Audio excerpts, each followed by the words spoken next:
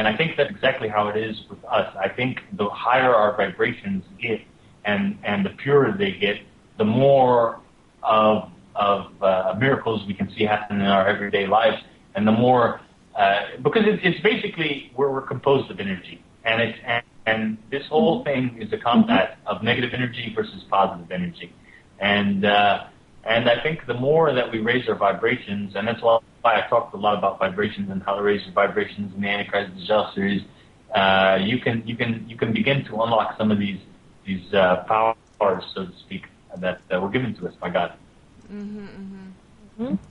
Yeah, well, with all this talk about the end of times is growing and gaining so much attention, you can see that some people just sort of started obsessing over the subject. I mean, at first they would try to put a date to their predictions. Then now there's actually people coming out and that are constantly declaring that the Mahdi is in fact here, and so is the Antichrist. I mean, now you do know, according to the Islamic perspective, that there are going to be 30 false prophets, and the final one of them will be the Antichrist. But my point is, as you can see, pretty much every year now, we have another clown coming out claiming to be a prophet or even a god or whatnot. I mean, there are obviously going to be several people that are going to come out and make these kind of claims. So I often wonder, how is someone to know which one of them is actually telling the truth, since it is so easy to be misled and to just sort of get caught up in the whirlwind of, all the lies and deception. So what are your thoughts on all of this?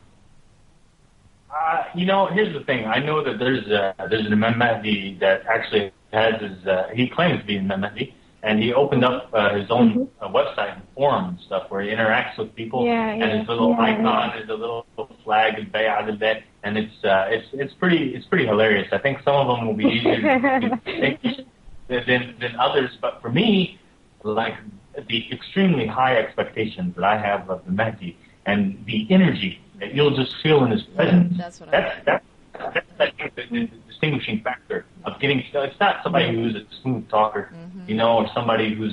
It's somebody who, when you look into his face, it will feel as if you're looking into the face of Prophet Muhammad sallallahu alaihi wasallam. It would feel like you're you're looking at God's chosen person on earth.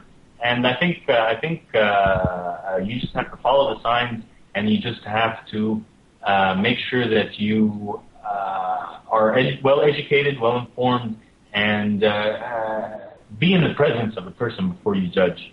When the Mahdi's here, there ain't going to be no question about it. For the true believers, I know that much. Yeah, that's how I look at it too. You just have faith that you'll know. You'll just know. Okay. We've got maybe 10 more minutes, Nimra? I know there was one other question I wanted to ask him. What do you think about the Baha'i religion? I actually did a little video on this because I tripped over it, and then I was like, oh my gosh, this is the one world religion they're going to sell, So I did this little video on it, and, quite a few people were like, wow, thanks for bringing this up. I never even heard about it. And I just wondered if you, what do you know about it? What are your thoughts? I'm just wondering if Prince William is going to, end up, like you said, he's going to maybe marry a Muslim and bring everyone together, and it'll be the one world religion, and I don't know, it just seems like the perfect fit. The Baha'i religion, a lot of people do call it the religion of the Antichrist, and I know there's a lot of controversy even here in Egypt about the Baha'i religion.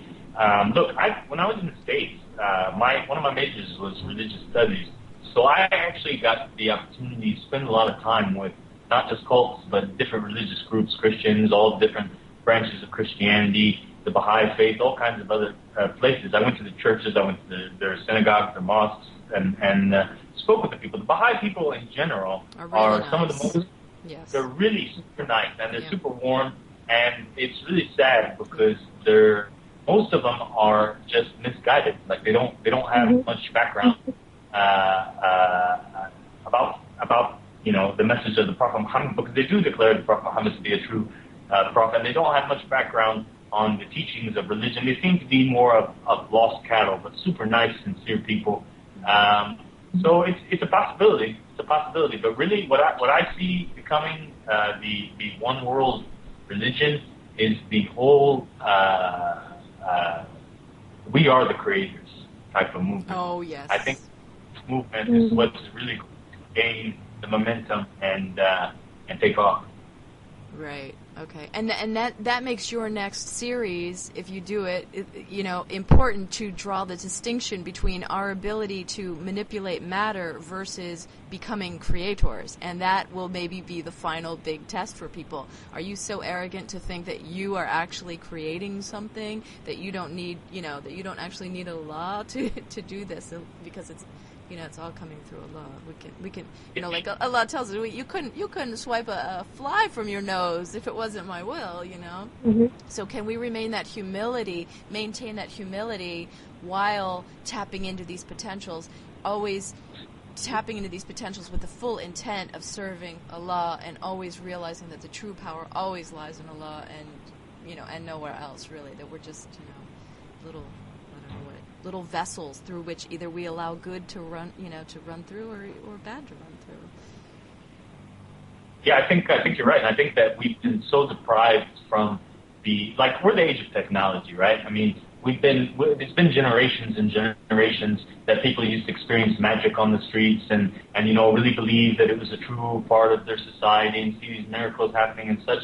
So I think when that time does come and roll around, and we do tap into these powers and people start doing these things that would appear to be miracles, I think it's going to mislead a lot of people. I think they're going to be stunned.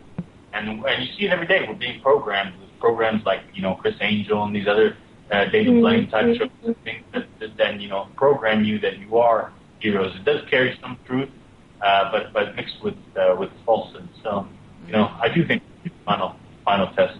And it is going to be something that I'm going to have to distinguish in the film that I'm going to make about Takween, because that isn't, I'm definitely not saying that we are creators, but I'm saying that let's explore the text of people who said that Takween was possible through the worship of Allah subhanahu wa ta'ala, as well as the miracles that were conducted by the Prophet. So. Mm-hmm. Okay.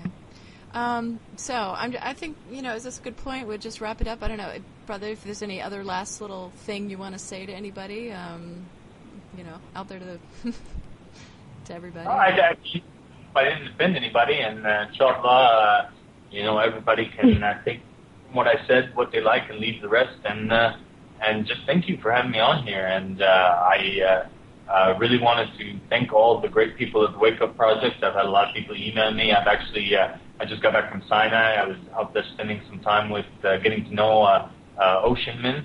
We were out there in Sinai, and I've met other people in the Wake Up Project forum. So it's great. And inshallah, if anybody has any questions, they can email me, and I'll try to respond to as many as I can. But sometimes the mailbox gets overloaded. So thanks you two for having me on here. I appreciate it. Our pleasure. Definitely our pleasure. Yeah. Thanks so much for your time. Okay, so with that, everybody, I guess tune into the next Wake Up Project radio show. I'm hoping, inshallah, we will be interviewing Sheikh Hussein, so that should be a very, very, very important special show. Okay, with that, have a good evening. Bye, everybody. Assalamu alaikum. Assalamu alaikum.